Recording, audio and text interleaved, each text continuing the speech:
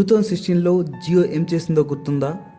1 GB data కోసం rupees 250 నుంచి rupees 300 వరకు చెల్లించే రోజులు అవి. ఇంటర్నెట్ అంటే లగ్జరీ అనుకునే రోజులు. ఒకే ఒక నిర్ణయంతో ముఖేష్ అంబానీ మొత్తం టెలికాం ఇండస్ట్రీని మార్చేశారు. Free calls, almost free internet, కోట్లాది మందికి మొదటిసారి డిజిటల్ ప్రపంచాన్ని పరిచయం చేశారు. మళ్ళీ ఇప్పుడు జియో మరో రెవల్యూషన్కి సిద్ధమవుతుంది. ఈసారి మొబైల్ టవర్స్ ద్వారా కాదు, ఫైబర్ కేబుల్స్ ద్వారా కాదు, నేరుగా స్పేస్ నుంచే ఇంటర్నెట్ ఇవ్వబోతుంది. అవును, రిలయన్స్ జియో ఇప్పుడు 1650 శాటిలైట్స్ని స్పేస్లోకి పంపే భారీ ప్రణాళికతో ముందుకొస్తుంది. ఈ ప్రాజెక్ట్ సక్సెస్ అయితే ఎలాన్ మస్క్ యొక్క స్టార్ లింక్కి ఇండియా నుంచి భారీ పోటీ మొదలవుతుంది. మరి జియో అసలు ఏం ప్లాన్ చేస్తుంది? 2016 లాగా మళ్ళీ ఇంటర్నెట్ చౌక్ అవుతుందా? గ్రామాల్లో కూడా హై స్పీడ్ ఇంటర్నెట్ వస్తుందా? చివరి వరకు చూడండి, ఎందుకంటే ఈ కథ కేవలం శాటిలైట్ స్టోరీ కాదు, ఇండియా యొక్క నెక్స్ట్ డిజిటల్ రెవల్యూషన్ స్టోరీ. ముందుగా 2016కి వెళ్దాం. ఆ సమయంలో మొబైల్ ఇంటర్నెట్ చాలా ఖరీదుగా ఉండేది. 1 GB డేటా కోసం ₹100 ఖర్చు చేయాల్సి వచ్చేది. ఇంటర్నెట్ వాడటం అందరికీ సాధ్యం కాదు. అప్పుడు ముఖేష్ అంబానీ ఒక సాహసోపేత నిర్ణయం తీసుకున్నారు. రిలయన్స్ జియో లాంచ్ చేశారు. మొదటి కొన్ని నెలలు ఫ్రీగా ఇంటర్నెట్ ఇచ్చారు. నో, అది నెలలు కాదు, ఆల్మోస్ట్ 2 years ఫ్రీగా ఇచ్చారు. దీంతో కోట్లాది మంది మొదటిసారి యూట్యూబ్ చూశారు, వాట్సాప్ వాడారు, ఆన్లైన్ పేమెంట్స్ చేయడం మొదలుపెట్టారు. జియో రాకతో మొత్తం టెలికాం ఇండస్ట్రీ మారిపోయింది. డేటా ధరలు కూలిపోయాయి.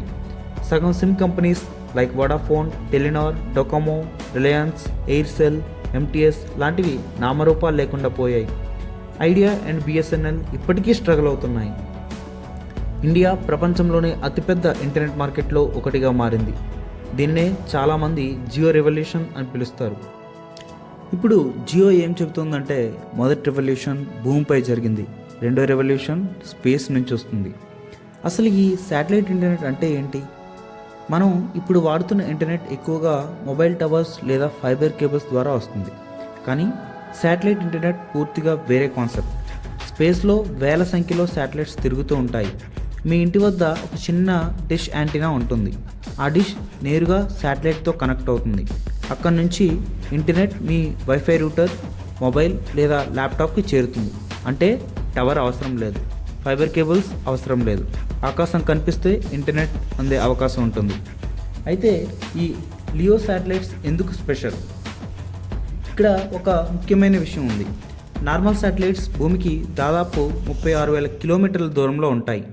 దీనివల్ల సిగ్నల్ వెళ్ళి రావడానికి ఎక్కువ సమయం పడుతుంది. దీన్నే లేటెన్సీ అంటారు. కానీ జియో ఉపయోగించబోయే శాటిలైట్స్ లియో అంటే లో ఎర్త్ ఆర్బిట్లో ఉంటాయి. ఇవి కేవలం 500 నుంచి 1200 కిలోమీటర్ల మధ్యలోనే తిరుగుతాయి. దీనివల్ల ఇంటర్నెట్ స్పీడ్ ఎక్కువగా ఉంటుంది, వీడియో కాల్స్ స్మూత్గా ఉంటాయి, ఆన్లైన్ గేమింగ్ బెటర్గా ఉంటుంది. లేటెన్సీ కేవలం 20 to 40 milliseconds ఉంటుంది. అందుకే ప్రపంచం మొత్తం ఇప్పుడు లియో శాటిలైట్స్ వైపు పరుగులు తీస్తుంది. ఇప్పుడు అసలు విషయానికి వద్దాం. రిలయన్స్ జియో స్పేస్లో సుమారు 1650 శాటిలైట్స్ ఏర్పాటు చేయాలని ప్రణాళిక సిద్ధం చేస్తుంది. ఈ శాటిలైట్స్ సుమారు 650 కిలోమీటర్ల ఎత్తులో తిరుగుతాయి.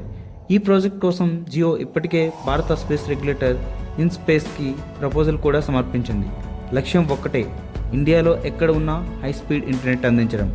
హిమాలయ ప్రాంతాలు, అడవులు, ఎడార్లు, దీవులు, మారుమూల గ్రామాలు, ఫైబర్ చేరని ప్రతి ప్రాంతానికి ఇంటర్నెట్ తీసుకువెళ్ళడం. ఇది కేవలం ఒక బిజినెస్ ప్రాజెక్ట్ కాదు, డిజిటల్ ఇండియా కోసం ఒక భారీ ఇన్ఫ్రాస్ట్రక్చర్ మిషన్. శాటిలైట్ ఇంటర్నెట్ అంటే ప్రస్తుతం అందరికీ గుర్తొచ్చేది ఎలాన్ మస్క్ యొక్క స్టార్ లింక్. స్టార్ లింక్ ఇప్పటికే వేల సంఖ్యలో శాటిలైట్స్ని స్పేస్లోకి పంపింది, ప్రపంచవ్యాప్తంగా సేవలు అందిస్తుంది. ఇక అమెజాన్ యొక్క ప్రాజెక్ట్ కుయిపిర్ కూడా రేస్లో ఉంది. వన్ వెబ్ కూడా ఇండియాలో సేవలు విస్తరించడానికి ప్రయత్నిస్తుంది. కానీ వీళ్ళందరూ ఫారెన్ కంపెనీస్. జియో మాత్రం ఇండియన్ కంపెనీ. ఇండియా అవసరాలు, ఇండియా జోగ్రఫీ, ఇండియా కస్టమర్స్ గురించి జియోకి బాగా తెలుసు. కానీ ఇక్కడ ఒక పెద్ద ప్రశ్న ఉంది. జియో ఇప్పటికే టెలికాం మార్కెట్లో లీడర్. అయితే ముఖేష్ అంబానీ ఎందుకు స్పేస్లో వేల కోట్ల రూపాయలు పెట్టుబడి పెడుతున్నారు? కేవలం ఇంటర్నెట్ కోసమేనా? కాదు, దీని వెనుక చాలా పెద్ద విజన్ ఉంది. 2016లో జియోని చాలామంది మొబైల్ నెట్వర్క్ కంపెనీగా మాత్రమే చూశారు. కానీ తర్వాత ఏమైంది? Jio fiber, Jio cinema, Jio TV, Jio mart, digital services, ఒక నెట్వర్క్ కంపెనీ మొత్తం డిజిటల్ ఎకోసిస్టమ్గా మారిపోయింది. శాటిలైట్ ఇంటర్నెట్ కూడా అదే స్ట్రాటజీలో భాగం. భవిష్యత్తులో ఇండియాలో ఎక్కడ ఉన్నా ఇంటర్నెట్ జియో ద్వారా వస్తే ఆ కస్టమర్ జియో సర్వీసెస్ వాడే అవకాశం పెరుగుతోంది. అంటే శాటిలైట్ ప్రాజెక్ట్ కేవలం ఇంటర్నెట్ బిజినెస్ కాదు, ఫ్యూచర్ డిజిటల్ ఇండియాకి గేట్వే. ఇప్పుడు అందరి మనసులో ఒకే ప్రశ్న, 2016 లాగా మళ్ళీ ఫ్రీ ఇంటర్నెట్ వస్తుందా? నిజం చెప్పాలంటే శాటిలైట్ ఇంటర్నెట్ ఇన్ఫ్రాస్ట్రక్చర్ చాలా ఖరీదైనది. శాటిలైట్స్ తయారు చేయాలి, లాంచ్ చేయాలి, గ్రౌండ్ స్టేషన్స్ నిర్మించాలి, వేల కోట్ల రూపాయల పెట్టుబడి అవసరం. కాబట్టి పూర్తిగా ఫ్రీ ఇంటర్నెట్ వచ్చే అవకాశం తక్కువ. కానీ జియో హిస్టరీ చూస్తే కాంపిటీషన్ పెరిగి ధరలు తగ్గే అవకాశం మాత్రం ఉంది. 2016లో డేటా ధరలు ఎలా కూలిపోయాయో శాటిలైట్ ఇంటర్నెట్ ధరలు కూడా గణనీయంగా తగ్గే అవకాశం ఉంది. ఈ ప్రాజెక్ట్ వల్ల ఎక్కువ లాభం ఎవరికంటే గ్రామీణ భారతదేశానికి. ఒక చిన్న గ్రామంలో, మారుమూల గ్రామంలో ఉన్న విద్యార్థి మెట్రో సిటీలో ఉన్న విద్యార్థి చూసే ఆన్లైన్ క్లాసెస్ చూడగలడు. ఒక రైతు వాటర్ అప్డేట్స్, మార్కెట్ ప్రైసెస్ వెంటనే పొందగలడు. రిమోట్ కొండల్లో ఉన్న విలేజ్లో డాక్టర్ లేకపోయినా టెలిమెడిసిన్ ద్వారా నగరంలో డాక్టర్ని సంప్రదించగలడు. డిజాస్టర్ సమయంలో కూడా కనెక్టివిటీ కొనసాగుతుంది. ఇది కేవలం ఇంటర్నెట్ ప్రాజెక్ట్ కాదు, ఒక ఆపర్చునిటీ ప్రాజెక్ట్. ఒక్కసారి 2016ని గుర్తు చేసుకోండి. అప్పుడు చాలామంది ఎక్స్పర్ట్స్ జియో సక్సెస్ అవ్వదని చెప్పారు. ఫ్రీ ఇంటర్నెట్ ఇస్తే నష్టపోతుందని అన్నారు. కానీ ఏమైంది? జియో మొత్తం ఇండస్ట్రీని మార్చేస్తుంది. ఇప్పుడు అదే హిస్టరీ మళ్ళీ రిపీట్ అవుతుందా? అప్పుడు రెవల్యూషన్ టవర్స్ ద్వారా వచ్చింది, ఇప్పుడు రెవల్యూషన్ శాటిలైట్స్ ద్వారా రావచ్చు. 2016లో జియో ఇంటర్నెట్ని అందరికీ చేరువ చేసింది. 2026లో జియో స్పేస్ ఇంటర్నెట్ని అందరికీ చేరువ చేస్తుందా? ఈ ప్రశ్నకు సమాధానం వచ్చే కొన్ని సంవత్సరాల్లో తెలుస్తుంది. కానీ ఒక విషయం మాత్రం ఖచ్చితంగా చెప్పచ్చు, జియో మళ్ళీ ఒక పెద్ద గేమ్ ఆడుతుంది.